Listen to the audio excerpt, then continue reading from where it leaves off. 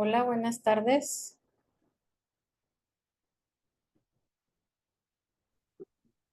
Hola, buenas tardes, Nuria. Hola, doctor, ¿cómo está? Buenas tardes a todos. Bien, bien, Nuria. Ahorita vamos a empezar. Si quiere, ponga su presentación, Nuria, por favor. Muy bien, doctor. Vamos a ver. Este momento.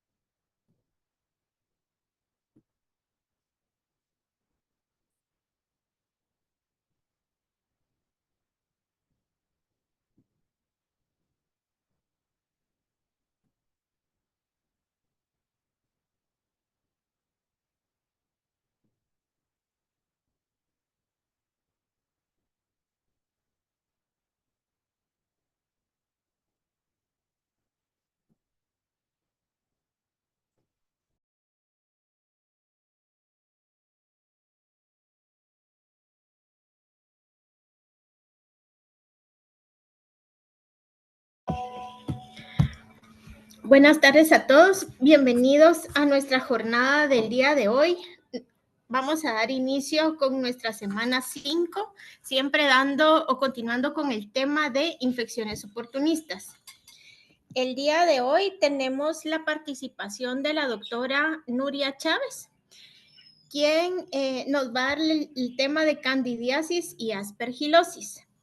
Les quiero comentar que la doctora Chávez es médico y cirujana egresada de la Universidad de San Carlos de Guatemala. Realizó estudios de posgrado en medicina interna y la maestría en infectología de adultos en el Hospital Roosevelt. Actualmente es médico jefa de la unidad de infectología del Hospital Regional de Zacapa y coordinadora del Comité de Control de Infecciones del Hospital Regional también de Zacapa. Así es profesora titular del pregrado de Medicina Interna del Centro Universitario de Oriente de la Universidad de San Carlos de Guatemala. Miembro de la Asociación Guatemalteca de Medicina Interna y actualmente es la presidenta de la Asociación Guatemalteca de Enfermedades Infecciosas, AGI, hasta el 2026. Entonces le damos la bienvenida a doctora Chávez y el tiempo es suyo.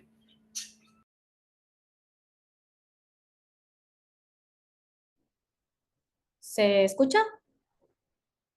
Sí, doctora, se escucha bien. Y su Les presentación. agradezco mucho la invitación. ¿Se ve la presentación?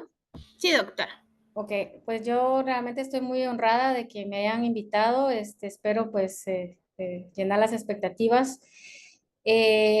Vamos a hablar un poco de candidiasis y aspergilosis. Un poco la agenda del día de hoy.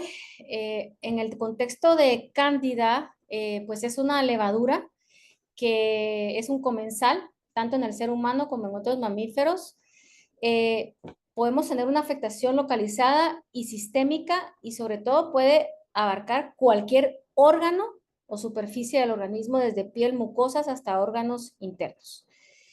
Puede ser una infección fúngica invasiva, de hecho es la más común, y dentro de las candidiasis, la albicans es la principal, ¿verdad? Tiene un alto índice de mortalidad, pero sobre todo se asocia a inmunosupresión o inmunocompromiso.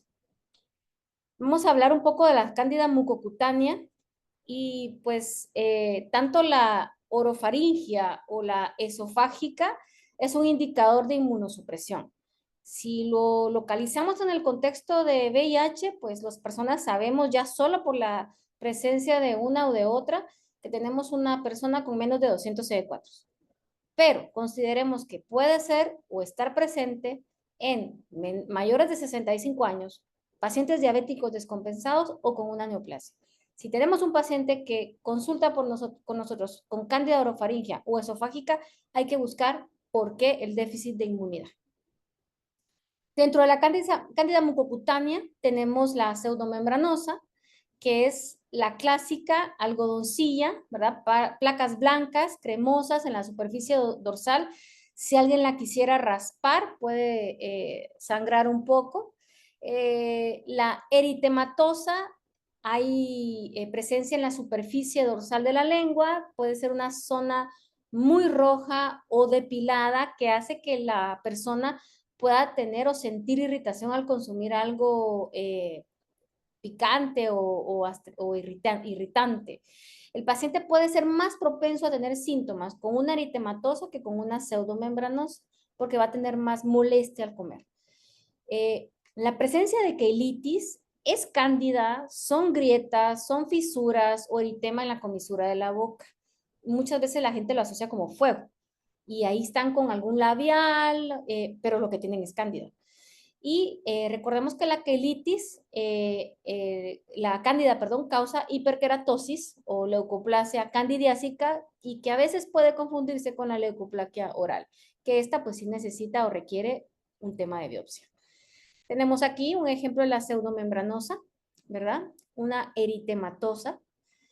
La queilitis o que la gente lo conoce como resequedad o fuego, ¿verdad? Pero es cándida. Y pues estas son las lesiones blanquecinas que estamos acostumbrados a ver, ¿verdad? Pacientes con avanzado estado de inmunosupresión las podemos encontrar de esta manera. Y esto es clásico porque le impide al paciente comer. El paciente va a perder peso porque simple y sencillamente no puede comer. Y en este contexto, la esofágica, hay dolor retroesternal, hay odinofagia o dolor para tragar. Recordemos que en la cándida esofágica no siempre va a haber cándida oral, que la endoscopía muchas veces es quien nos va a decir que hay placas blanquecinas porque el paciente está con pérdida de peso, sospechamos alguna neoplasia, lo mandamos a hacer endoscopía y nos reportan que tiene cándida. Últimamente es quizá de las manifestaciones más importantes en neoplasias gastrointestinales, ¿verdad? O de alguna otra índole.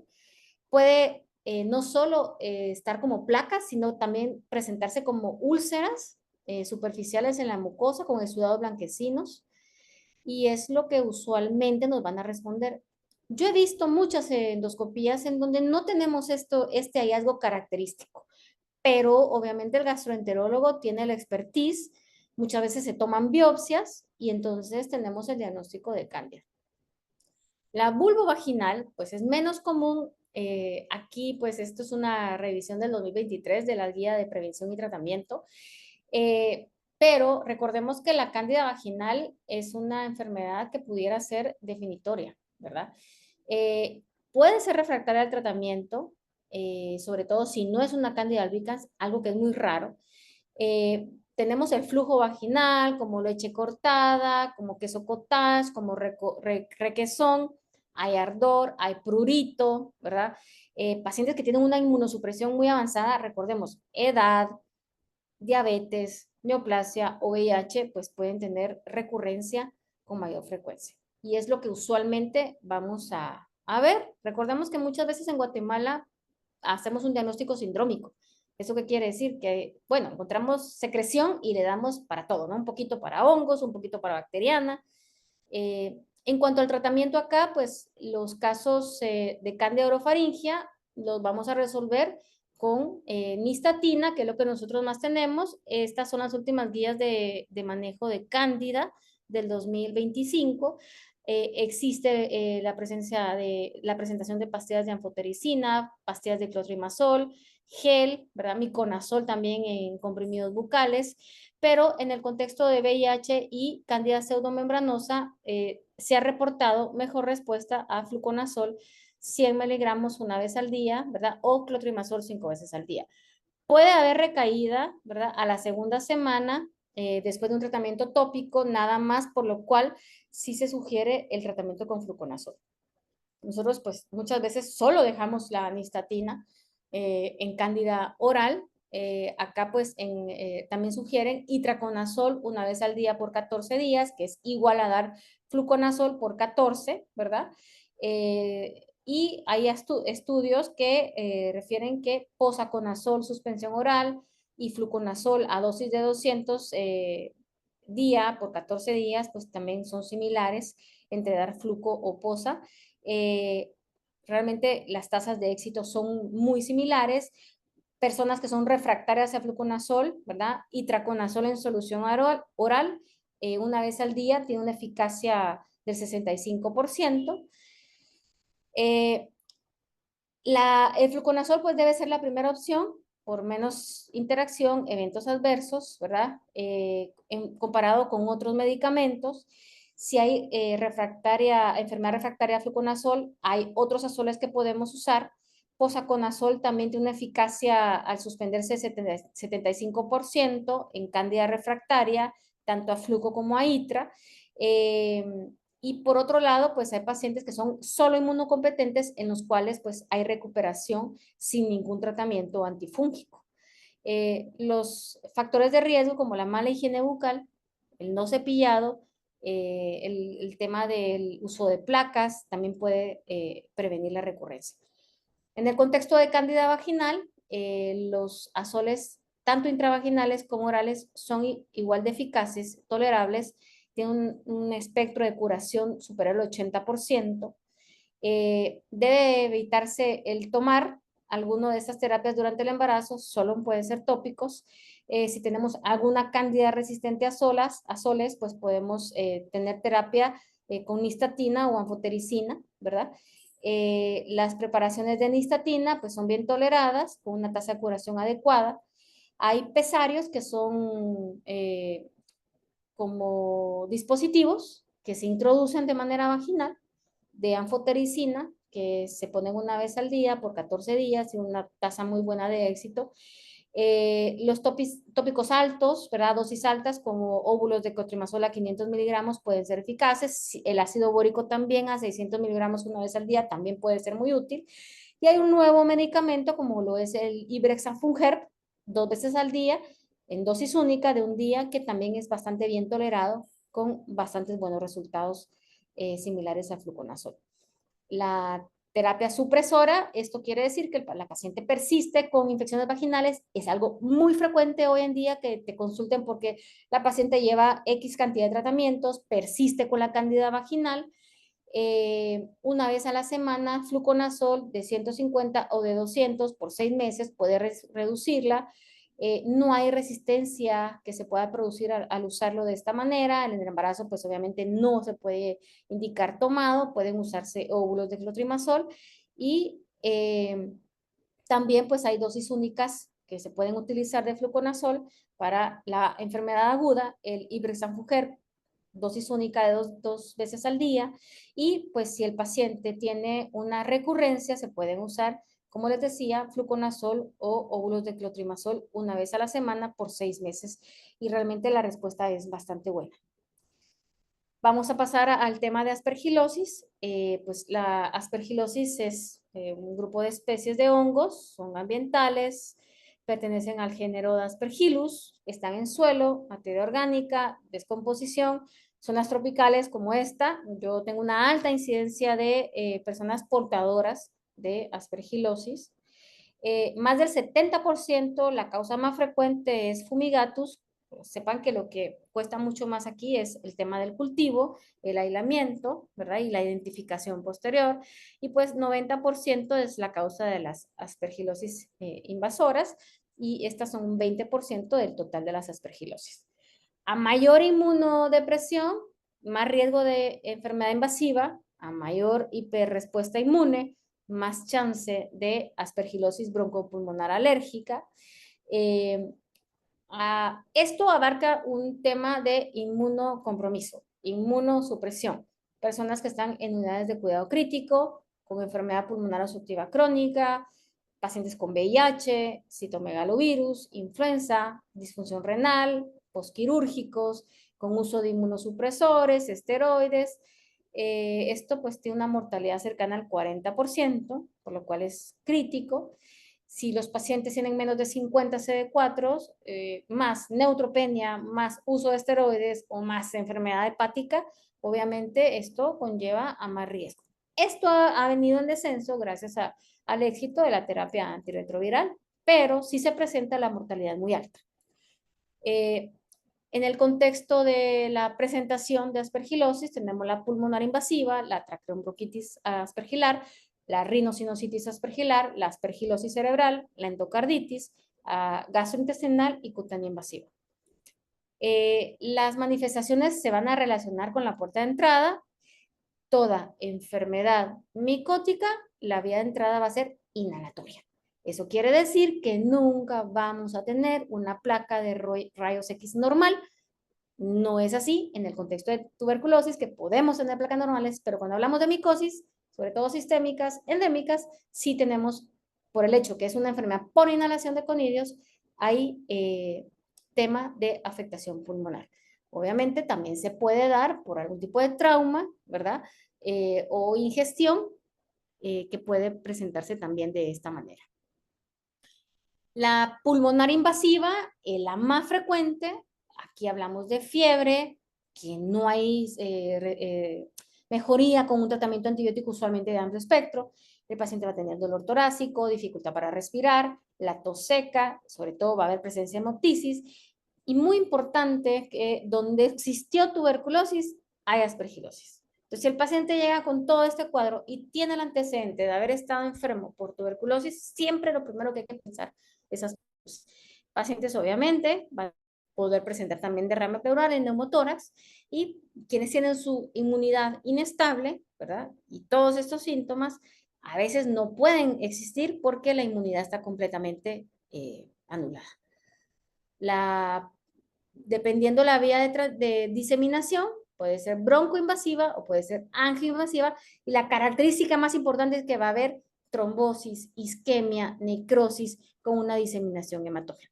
En el contexto de COVID, vimos muchos cuadros de aspergilosis, eso es lo que se conoce como ALAPAC, que es la aspergilosis pulmonar asociada a COVID, y esto pues es una sobreinfección que se da después de la infección por COVID.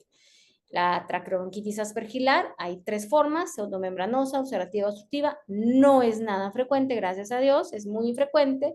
El estado inmunológico es quien manda muchas veces, ¿verdad? Sobre todo inmunocomprometidos, y los síntomas pueden ser muy inespecíficos. La rinosinusitis aspergilar, pues puede tener un diagnóstico diferencial muy amplio. Aquí hablamos que hay una invasión de la órbita que genera proptosis, disminución de la visión, diplopía, dolor, eritema, exoftalmos. Recordemos que aquí hay que diferenciarlo de un linfoma en la línea media o de la presencia de mucormicosis, ¿verdad? Sobre todo porque va a sitios intracraneales o extracraneales. La cerebral se da por diseminación hematógena, puede darse por continuidad a senos paranasales, mastoiditis, por traumas craneoencefálicos o cirugías en donde puede introducirse la aspergilosis, y obviamente la diseminación de las hifas hace que exista oclusión vascular, infartos, invasión, cerebritis o presencia de abscesos. Sobre todo a nivel de la arteria cerebral anterior y media. Pueden ser asintomáticos, ¿verdad? Pueden haber nada más cefalea, hacemos una tomografía o una resonancia, y aquí vamos a ver el déficit, la presencia de las lesiones con déficits neurológicos, alteraciones visuales, alteración del estado de conciencia o incluso convulsiones. Puede haber trombosis del seno cavernoso, puede haber trombosis de la carótida, pueden haber infartos, embolias, puede haber meningoencefalitis, y esto obviamente aumenta el riesgo de mortalidad, y sobre todo lo que hemos venido manifestando, trombosis, presencia de aneurismas micóticos y su consecuencia ruptura. La endocarditis pues es infrecuente, gracias a Dios, porque tiene una alta mortalidad, sobre todo asociado a procedimientos invasivos. Hoy en día pues hay TAVIs, hay marcapasos, hay resincronizadores cardíacos, hay todo este tema de implantes, válvulas protésicas. Es como cualquier endocarditis que no responde a un proceso bacteriano, a un tratamiento bacteriano, entonces siempre hay que considerar la presencia de infecciones por hongos, ¿verdad? El diagnóstico pues puede ser tardío y obviamente eso favorece el riesgo de la mortalidad. Gastrointestinal se da por afectación al intestino delgado de manera más frecuente. Hay invasión de vasos de la arteria mesentérica, hay trombosis, hay tromboembolismos, isquemia, y hay obviamente una manifestación muy frecuente en pacientes con diálisis peritoneal, asociado a peritonitis pues de manera infrecuente. La cutánea invasiva, hay lesiones primarias, por inoculación, pueden haber placas. Eso siempre se asocia a traumas, colocación de catéteres, dispositivos implantables, hay centros necróticos, pueden haber lesiones secundarias que van a ocasionar diseminación hematógena. Importante el diagnóstico, pues puede hacerse en biopsia, en cultivos, en esputo, aspirados traqueales, lavados broncoalveolares, lavado de secreciones sinusales. Tenemos métodos directos, ¿verdad? Histo, hemo, cultivos, métodos no basados en cultivos, dentro del cual los biomarcadores hoy en día que más se usan, galactomanano, beta-3 de glucano, galactomanano en ELISA, en líquido broncoalveolar, en líquido cefalorraquídeo o de manera de flujo lateral. Importante, antes de decidir si un paciente amerita o no tratamiento porque tiene galactomananos positivos, que lo que más frecuentemente podemos hacer es identificar qué riesgo tiene el paciente. En el contexto de VIH, pues es un riesgo intermedio, por lo cual siempre hay que considerarlo sobre todo de la manera pulmonar o a nivel del sistema nervioso central. El tratamiento empírico, basado en los factores de riesgo, la presencia o las manifestaciones que podamos tener, galactomananos, ¿verdad? Y sobre todo, pues como les decía, clasificar el riesgo del paciente. Posible, factores de huésped, criterios clínicos. Probable, factores de huésped, criterios clínicos más micológicos. Y probada, pues aislar aspergilosis en cavidad estéril, sangre, algún estudio de patología. Dependiendo la profilaxis, el tratamiento de elección o el tratamiento alternativo que podemos usar, pues siempre la primera línea va a ser voriconazol, ¿verdad? De manera si es una causa probable, pero es a nivel sinusal, puede ser fluconazol, a nivel probable, pues pueden ser quinocandinas, ¿verdad? Pacientes neutropénicos, que es muy frecuente considerar la afectación por aspergilosis, pues puede ser también con o sin fluconazol. Lesiones al sistema nervioso central, también puede ser fluco, bori o posaconazol. Las dosis de voriconazol pues son por kilo de peso. La anfotericina liposomal, claro está que pues no se cuenta con anfotericina liposomal, pues nuestra opción sería un deoxicolato, pero aquí el riesgo del tema de la falla renal o poder dar una dosis mucho más amplia, pues nos lo permite la anfotericina liposomal. Caspofungina, isavuconazol, micafungina, anidulafungina, posaconazol o itraconazol, pues el tratamiento de elección va a ser bori. El problema es el costo, ¿verdad? Pues el Hospital Roosevelt tiene acceso, nosotros aún no. El tratamiento de elección va a ser voriconazol. Alternativo, pues podría ser anfotericina, combinado en un paciente grave que no responda, crítico, pues se puede combinar. Un tratamiento de rescate pueden ser equinocandinas más voriconazol, ¿verdad? Y otras opciones, pues deoxicolato o itraconazol.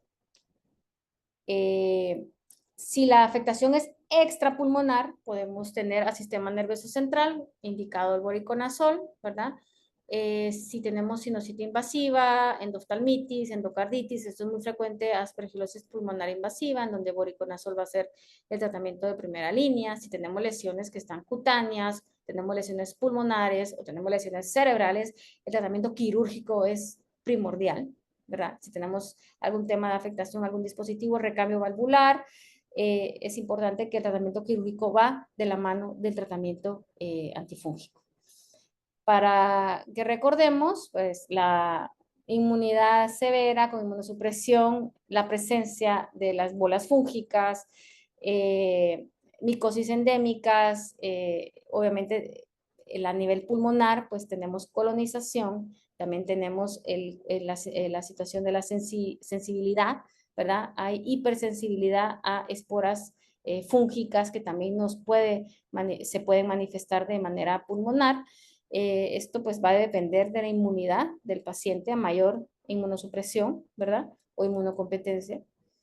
Y pues aquí tenemos otro cuadro específicamente para que vean la imagen de los infiltrados, los nódulos centrolobulares, las bronquiectasias. Usualmente pacientes con enfermedad pulmonar crónica tienen este tipo de imágenes. Las lesiones cavitarias con una bola fúngica dentro, que es la lesión que se llama como el sol naciente, ¿verdad? Los aspergilomas, nódulos, masas, el signo de halo, que te pueden describir en una tomografía, esto específicamente para hablar de la pulmonar que puede manifestarse, ¿verdad? Entonces tenemos una broncopulmonar alérgica, tenemos presencia de aspergiloma o ya llegar a una aspergilosis invasiva pasando por la crónica pulmonar también. Esto pues va a depender también de la inmunidad del paciente. Eso es lo que yo les tenía en el contexto de candidiasis y aspergilosis. No sé si hay alguna pregunta.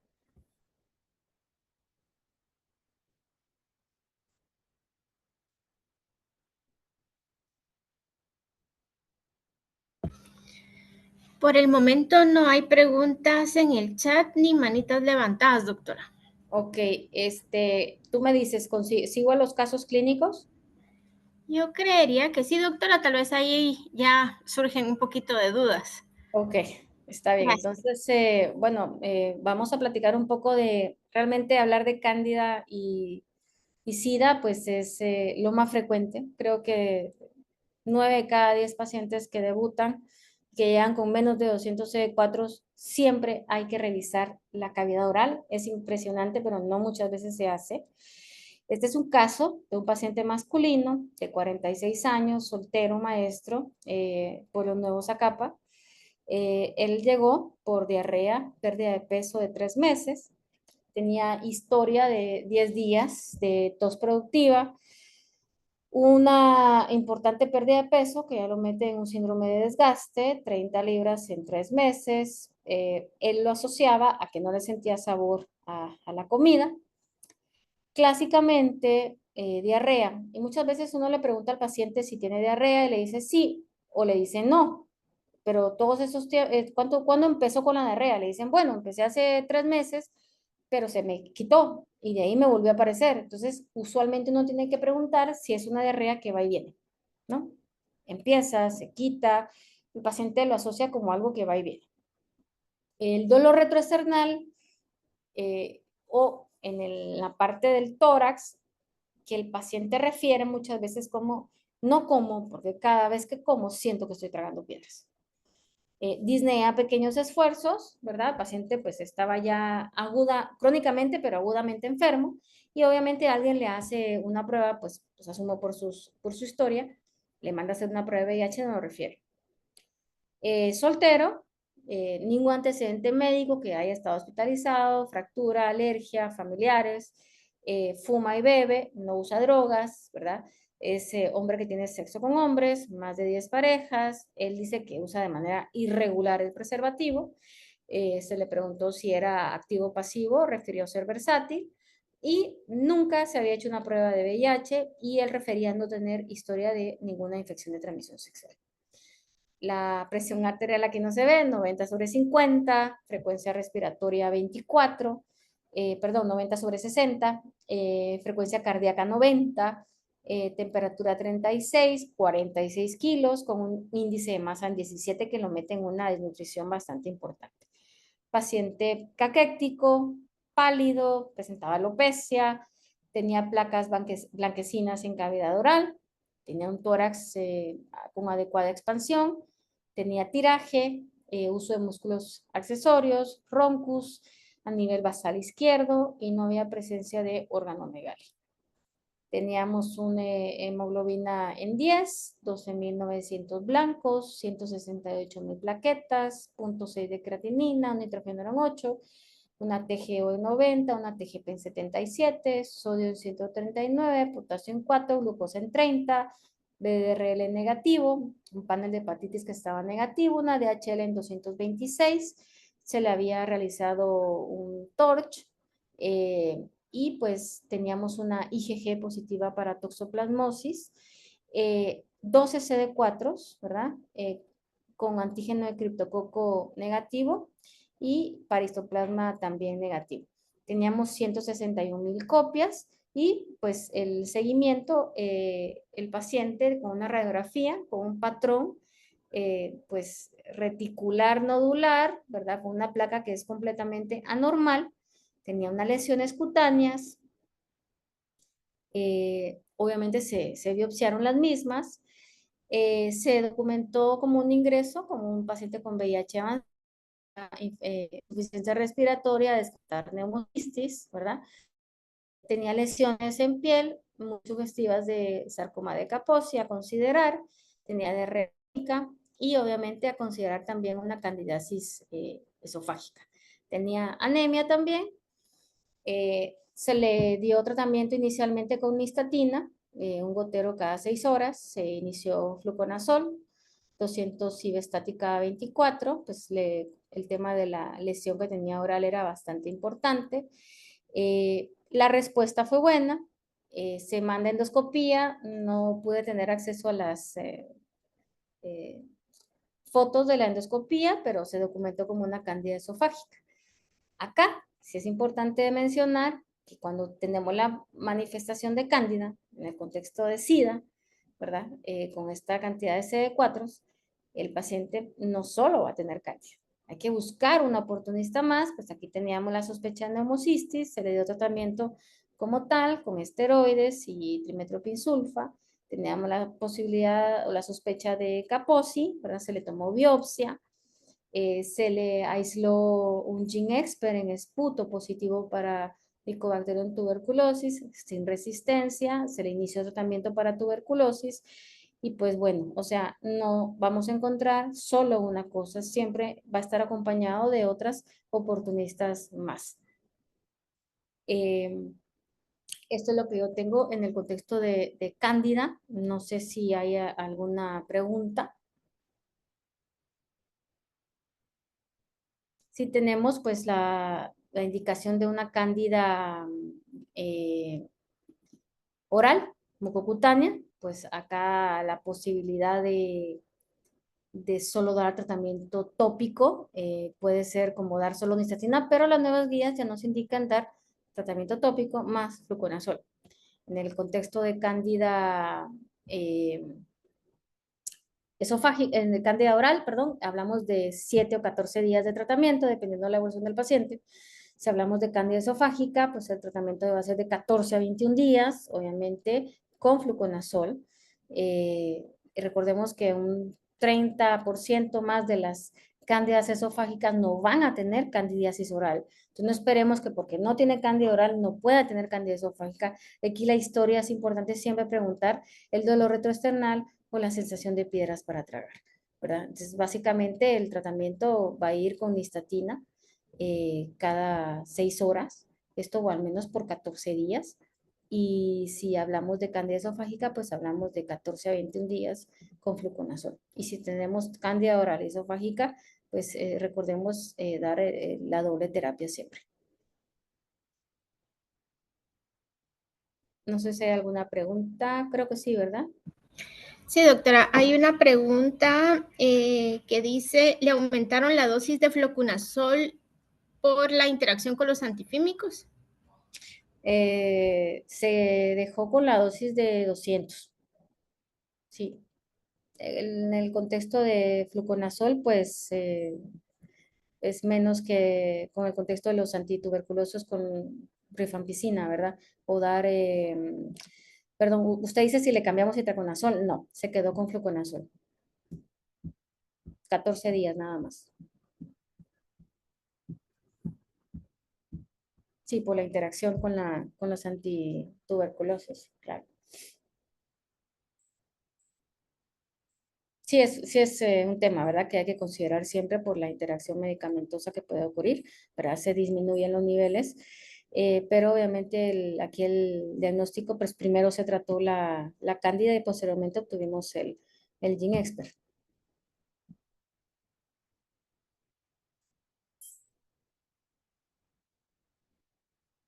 Tenemos otra, ¿verdad? No, muchas gracias, doctora. ¿Solo? Solamente. Ok.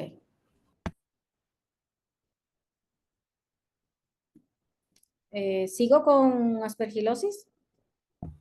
Sí, doctora, continuemos. Ok, bueno, aspergilosis y SIDA, pues es una entidad no tan frecuente, creo, ¿verdad? Realmente nosotros tuvimos a finales de este año, principios de un paciente de 57 años, él diagnosticado con VIH, él consultó por lesiones en mano y rodilla, de 6 meses de evolución aproximadamente. Eran unas placas como verrugosas, secas, con hiperkeratosis, no había exudación, no había molestias, pero notó que estaban aumentando de tamaño.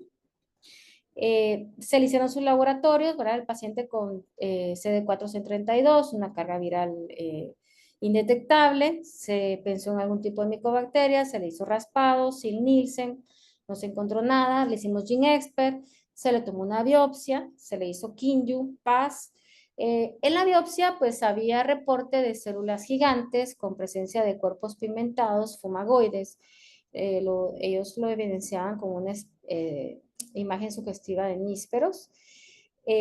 Coincidentemente, tuvimos otro paciente VIH negativo que tenía la misma lesión y patología del hospital lo reportó como cromoblastomicosis. O el paciente era inmunosupreso con el diagnóstico de cromoblastomicosis. Aquí vemos la lesión. Cualquiera podría pensar en psoriasis, ¿verdad? Eran lesiones con descamación, ¿verdad? Tenía mano, tenía en región supraciliar, ¿verdad? Si no estoy mal, esto era en rodilla, pues aquí eran las imágenes en forma de níspero que reportaban. Aquí tenemos lesiones también a nivel de tabique nasal, ¿sí? También aquí está la lesión previa, teníamos en cavidad oral, en paladar. El paciente pues se refirió a la clínica del Hospital Roosevelt de infecciosas del doctor Carlos Rodolfo Mejía. Como una sospecha de cromoblastomicosis, el paciente se le inició tratamiento con itraconazol. Eh, al estar ingresado allá, pues es presentado al área de hemato-oncología por la sospecha que pudiera ser alguna neoplasia. Se tomó una nueva biopsia del paladar y pues nos reportan pues varios marcadores positivos, pero que para hematología no eran concernientes a algún proceso neoplásico. Sin embargo, se encuentra en la biopsia positiva para aspergilosis cutánea en el área de cultivos. Y pues se descarta la malignidad en el Hospital Roosevelt, en la clínica de enfermedades infecciosas allá, pues se le inicia voriconazol. El paciente lleva ya creo que 2 meses de tratamiento, cada 15 días va por su voriconazol a la clínica de allá con ustedes y pues la evolución ha sido bastante satisfactoria. El diagnóstico pues erróneo por parte del hospital, gracias a Dios pues fue referido a donde lo pudieron abordar de una mejor manera y pues es un diagnóstico pues frecuente. Hay series de casos, hay una serie de casos pues un poco vieja, hace 24 años, 13 pacientes, todos VIH, en donde habían desarrollado aspergilosis por punciones periféricas, catéteres centrales. Habían un par que habían tenido neutropenia, todos fueron tratados con excisión quirúrgica y uso de itraconazol, que hoy, como se pudieron dar cuenta, pues no es ni de primera línea ni alternativo, pero los 13 pacientes evolucionaron a la mejoría con tratamiento quirúrgico y tratamiento con itraconazol, pero 2 fallecieron sin estar asociados al proceso de aspergilosis como tal. Es algo que hay que pensar, tanto la cutánea como la pulmonar o la cerebral. Desgraciadamente, nosotros tenemos un contexto de paciente con VIH al cual es muy difícil que se le lleve a un procedimiento quirúrgico, a una biopsia estereotáxica a nivel del sistema nervioso central, y nos toca muchas veces pues tratar histo, tratar TB, tratar toxo, ¿verdad? De manera empírica, porque muchas veces al sistema nervioso central pues es un poco difícil que nos lleven a un paciente a sala de operaciones, pero es algo que es importante siempre tener en cuenta y considerarlo sobre todo por la inmunosupresión. Entre más tiempo tiene el paciente de ser VIH, más riesgo hay, más, o sea, no tiene que ver con el tema de los CD4 o la inmunidad que esté comprometida, es a mayor tiempo de tener la exposición al virus. Pues esto es lo que yo les traía. No sé si hay alguna duda por el tema de aspergilosis.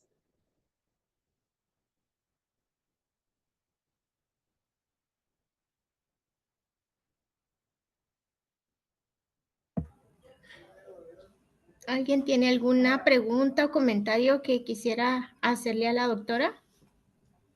Me fui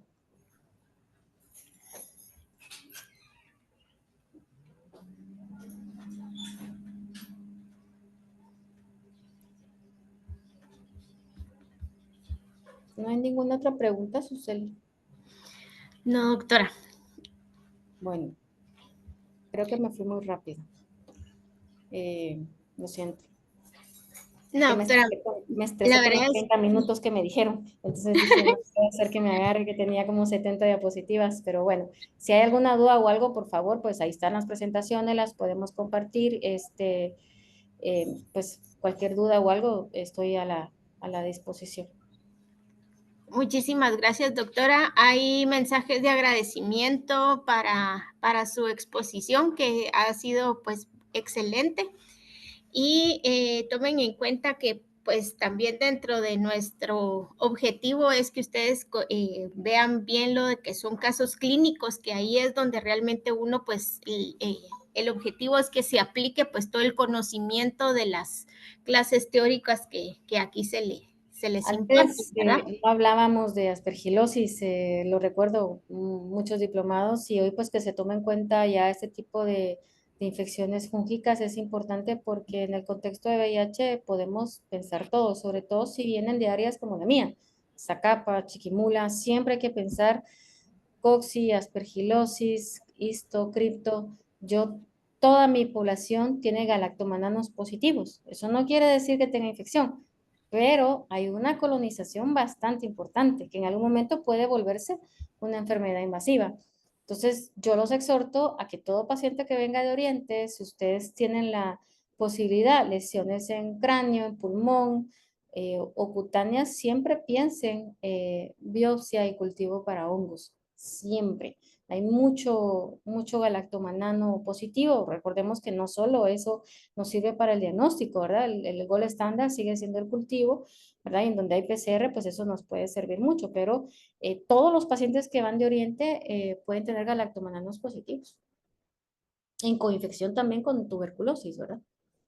Entonces, felicidades pues porque esto ya se está hablando de una manera más frecuente y creo que está muy bien para formar a quienes vemos VIH, ¿verdad?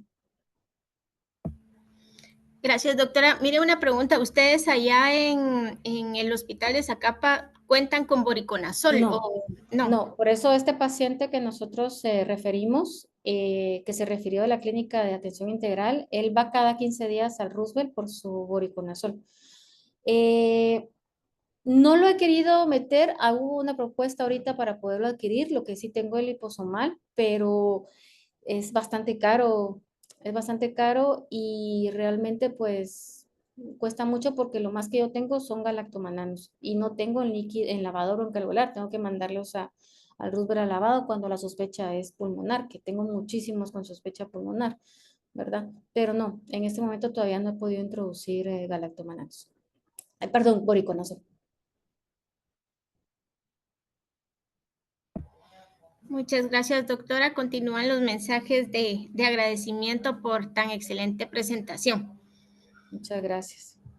Yo espero que pues les haya servido de algo y pues estoy siempre, como ustedes saben, a la recepción, en la disponibilidad de resolver cualquier duda y pues les agradezco muchísimo el que me hayan invitado.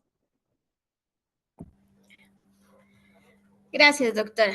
Realmente le agradecemos mucho y esperamos pues contar con su participación en futuras clases aquí dentro de nuestro diplomado. Muchas gracias, Suseli, y pues muchas gracias a todos y que pasen feliz tarde y les les sirva de provecho el resto de la tarde. Muchas gracias.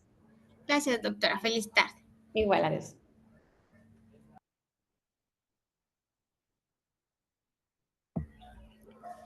Bueno, pues entonces con esto pues vamos a dar por finalizada la jornada pues académica del día de hoy. Siempre les vamos a recordar que la entrega de la tarea está como fecha límite este jueves 13 de mayo y para que ustedes la puedan subir dentro de la plataforma en formato Word o en formato en PDF, ¿sí? Posterior ya ahí sí que a partir del próximo martes ya estaremos viendo pues la entrega del siguiente caso clínico para que ustedes también lo vayan revisando, que ya va a tener pues ahí sí que temas sobre enfermedades oportunistas y antirretrovirales, que son los próximos temas que vamos a tratar dentro de nuestro diplomado. Ya se envió el link para el registro de las horas crédito del Colegio de Médicos para que ustedes puedan optar a este crédito. Y no sé si alguien tiene alguna otra pregunta referente al día de hoy o a las notas. No sé, ya se encuentran dentro de la plataforma las primeras notas para que ustedes las puedan también ahí ver. Cualquier duda o consulta que tengan, por favor, pueden comunicarse al WhatsApp del diplomado. Y por último, también quiero mencionarles que a partir del día jueves también va a estar pues nuestro post-test, que siempre es posterior, ¿verdad?, al día jueves hasta el día sábado. Hay casos excepcionales que pues en algunas ocasiones los han consultado, pero sí cuesta mucho el volver a habilitar los links para estos post-test. Entonces, por favor, sí les sugerimos que traten de realizarlo en los días estipulados.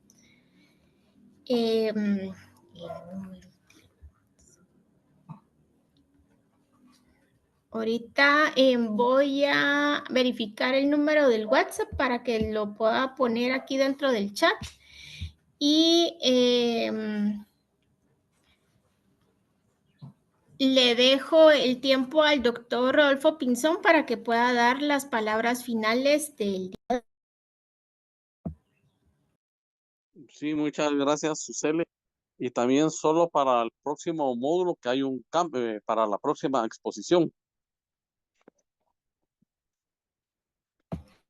Sí, doctor. Fíjense que por temas de nuestros conferencistas va a haber un cambio en nuestro programa, que el próximo 13 de mayo teníamos los temas de toxoplasmosis y PCP, pero vamos a hacer el cambio con el 13 de mayo con el del 8 de mayo, que va el próximo jueves. Vamos a tener el tema de citomegalovirus y herpes, y el 13 de mayo vamos a tener el tema de toxoplasmosis y neumocistis por girovesi, para que lo tomemos en cuenta a la hora de leer los temas de la bibliografía previa al módulo. Sí, gracias, Suseli, por la aclaración para que no haya haber confusión el día que se haga la presentación. Y en esto que se ha tomado mucho el tiempo y en las semanas para ir preparando por parte de los expositores toda la experiencia que se ha ido cosechando a lo largo de los tratamientos. El día de hoy, por ejemplo, Cándida ya es una situación que muchas veces no se van a ir acostumbrando a verla clínicamente, porque con el diagnóstico rápido, temprano que se está haciendo y el inicio, ya casi no estamos viendo lesiones orales, como mirábamos antes con leucoplaquia, con cándida. Y una cosa importante que deben de tener ustedes es que siempre cuando llegamos al diagnóstico de cándida esofágica, este paciente ha pasado por lo menos 4 o 5 contactos con el sistema de salud antes de darle un diagnóstico definitivo de lo que es un VIH avanzado o una etapa SIDA. Entonces eso nos alerta a nosotros que en nuestro microambiente, en nuestros alrededores, tenemos que seguir viendo que el VIH sigue siendo una realidad, que todavía a pesar del tratamiento que hay ahora, el diagnóstico rápido, todavía sigue la sombra de nosotros, de los abandonos y los diagnósticos tardíos, y muchas veces también de la mala adherencia de los pacientes. O sea que esto pues nos va a servir mucho para ir teniendo en nuestro juicio todos los elementos para poder darle al paciente una respuesta a la consulta que él llegue. Entonces, solamente quería invitar hoy a nuestra expositora que teníamos de un área donde Aspergillus, por ejemplo, es endémico. Ya lo mencionó en la experiencia, son datos y experiencias que no se comparten o no se leen en ningún lado, más que simplemente esto que se está haciendo. Así que yo les deseo muy feliz noche. Esperamos el jueves contar con su asistencia y seguir participando activamente en lo que es este diplomado de atención integral de VIH multidisciplinario. Así que muy buenas noches y los esperamos el día jueves.